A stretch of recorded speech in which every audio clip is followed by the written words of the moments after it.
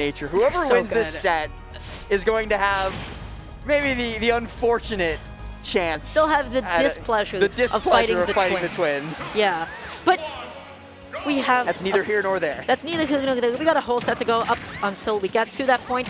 Now we got LingLing and DM. Quidd going up against Charles. Back to all reliable Pokemon Stadium 2. Let's get it. Absolutely. We already see off the bat some really good item control coming through from LingLing. As expected from a Peach player, you have to have good item control to play this character properly. So doing their best to take away these grenades, but they've already taken one heck of a beating from Quidd and Charles. Oh, absolutely. They are not letting LingLing get any turnips whatsoever. They're constantly up in his face, constantly in disadvantage. And that is a dead DM. Yeah, wow. LingLing tried to go off stage to save his teammate. Did not do so successfully with Quidd covering space the way that he was. That was almost another dead DM. That was very fortunate for him that he managed to grab ledge. Quidd knows when to hold forward. That is Aegis off stage. He sees that, you know what, LingLing is not up there in his face to help his teammate out. Hello? So he can do as much as he wants. Hello? Goodbye? You're dead? Oh, and LingLing misses. Isn't able to save his teammate, and already, only a minute into the game, DM has died twice. Man, that's tough. You just have to hold that. Peach does not have the mobility to be able to get there in time. You have to be really precise with your turnip tosses to try and interrupt anything. And Quidd has been taking full advantage of that. He has been going ham on Aegis. Gets the F-tilt into LingLing. Might not be too long for this world, at least on this stock. And there's the back air to connect. 3 stocks to 5. This is not how I thought this would be going. Not at all. And actually, the up smash doesn't even catch at the right angle, and he ends up hitting his teammate. Oh my goodness, going to be interrupting the recovery the first time around. And Charles actually maybe, you know, not helping Quidd out a little bit too much there. Set up the situation for him to get killed. But you know what? Damage is damage. At the end of the day, you just got to respect it. The name of the game here is to do as much damage as possible to LingLing before taking out DM. That way, if he tries to go for the restock, DM, well, now it doesn't even matter because LingLing loses the stock to some awful DI. Listen, that up B was so difficult to react to as well. That thing was so quick, I don't even think he could have DI'd if he wanted to. I think he honestly would have had to be buffering a DI at that point.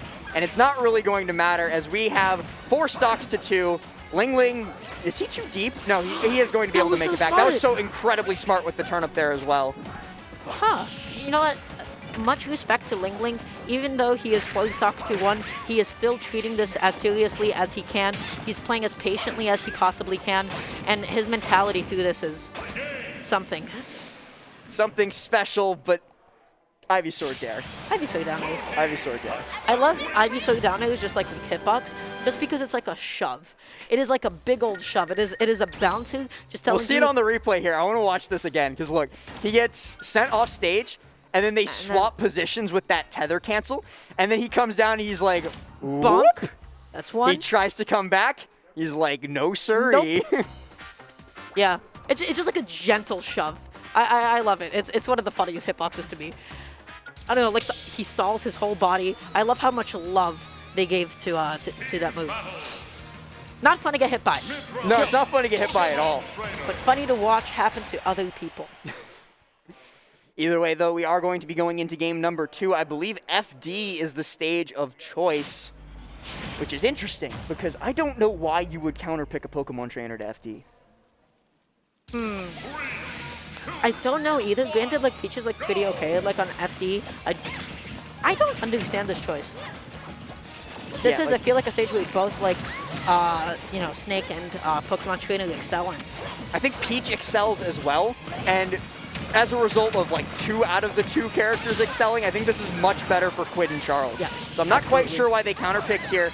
Quidd going very deep off stage with the Nair and actually still chasing. Wow. And honestly, that seems to be what's working out for them. It worked out in game 1. It's already doing so much in game 2.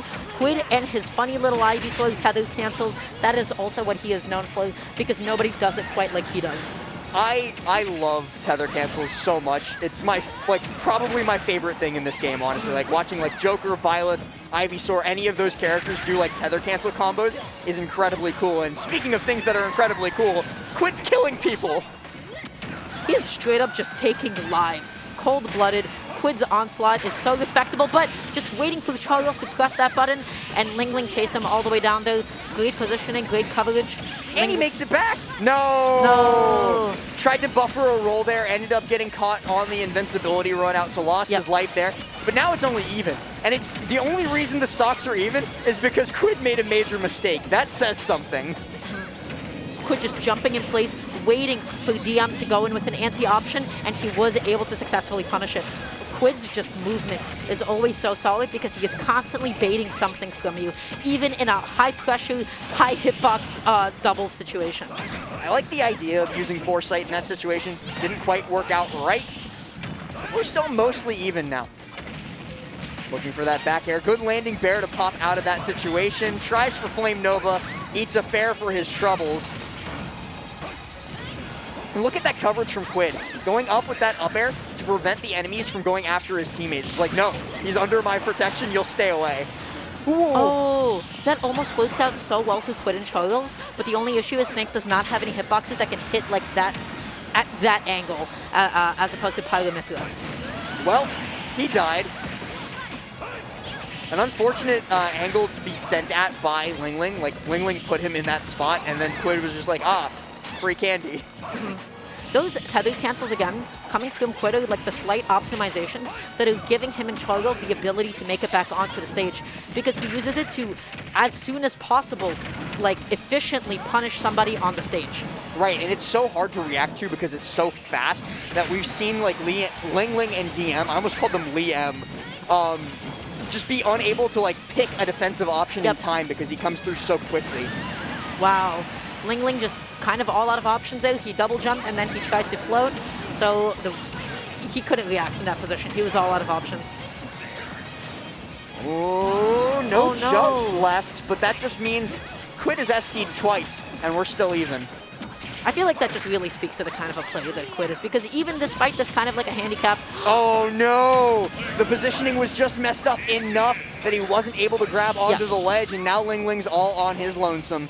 If I'm Charles, I'm just backing up. I'm letting, you know, my boy do his own thing because I'm at 113%. I can easily die here. Yeah, just let Quidd fight. He's got this. He's got this ledge trap. He's so patient too, and that's why just sitting in center stage is so important. If LingLing gets a little bit too greedy, if he gets a little bit too antsy, Charles is there for the backup. Oh, good drift back from LingLing. He's going to be able to survive. But he's not going to be able to survive the boot to the jaw as they take game number 2. And like I said, I think FD was the wrong choice there. Charles is the MVP of that situation, because even though he wasn't constantly up in, you know, like LingLing's face, he wasn't the one that was directly ledge trapping.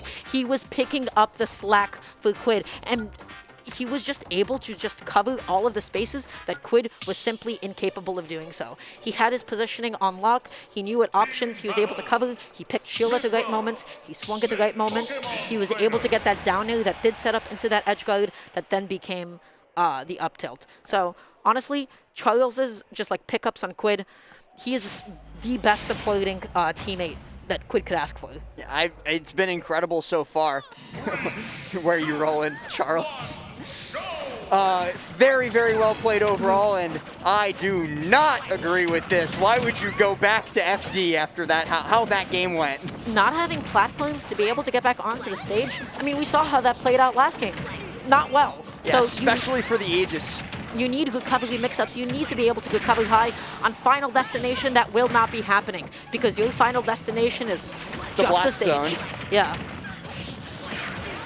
Comes through with the dash attack, puts DM deep off stage, and Quidd very nearly finds that KO. That would have been death for sure. Pops him up with the Razor Leaf as well, and catches the get-up attack with an F-smash. Goes for another one just for good measure. That was so antsy from DM too. Like maybe trying to think that he can get like the end of it as well. Did you see that? He got, Charles did down throw, short hop, landing up tilt, jump over, get-up attack. They're on something. They're playing on a different level right now. Honestly, this is the only team I've seen so far today that is going to give Hawk and Linus a real run for their money. Oh my god, and that up B is going to be it. Quidd was at the right spacing. As soon as you see Ivysaur go through that drop down neutral, you got to make sure you have the right DI, and sometimes even if you do, you can only pray. You just have to hope and pray. Dara. We're a minute and 20 in. Yep. They've already lost 3 stocks. What's the stock count? It's 6-3. 6-3. And they're still in disadvantage. Well, They're now, still in disadvantage. granted, Charles and Quidd were put into a slight juggle, but Charizard, so big and so heavy, just going to be able to live that a little bit longer. And the up smash coming in so clutch, cleaning up 2 of them at the same time. That's an equalizer to be sure, is able to get that KO. Down smash comes through, but it does just as much harm as it does good. Puts DM in a really bad spot against Quidd. Quidd gets the back throw. It's not enough to KO, but this should be a dead E. Just no, mistimes the down air. Yep, we saw DM fade back just a little tiny bit so that he wouldn't immediately sweet spot to it. So it's those slight little tiny changes that you have to do to make yourself as ambiguous as possible, even as Aegis. And now both of them are off stage. Both of them are stuck in a corner. One of them goes. Is the second going to go as well? Oh, that's a regrab. That is a regrab, and that is a dead Peach, leaving DM all alone yet again. 4 stocks to 1, and I think we know how this is going to go. Ping pong coming through. My God. It's not enough to KO yet, but 79% is basically a death sentence at this point. Quidd's getting a little bit funny with it. Oh, he's dead. He's super dead. There was no universe in which he survived that situation. They just tuned it up to 11. They really wanted to get to Grands. They were like, yeah, we had a hard set last one. Waidu and Yanni, they brought us to game 5. We're trying to get to Grands as quick as possible. Look at this. And just as a slight note about this, something I really want to always point out about Mythra side B, the easiest way to punish it is just to get under it, because it does have a little tiny bit of startup, but there is a huge blind spot. Huge blind spot. Wait. She was here. She was here. She was. Look at Snake. I love that Snake is just chilling with Pokemon Trainer. They're just having a good old time. I love the kill screen there. That's hilarious. They're just chilling. They're hanging out. Yeah, a couple of pals.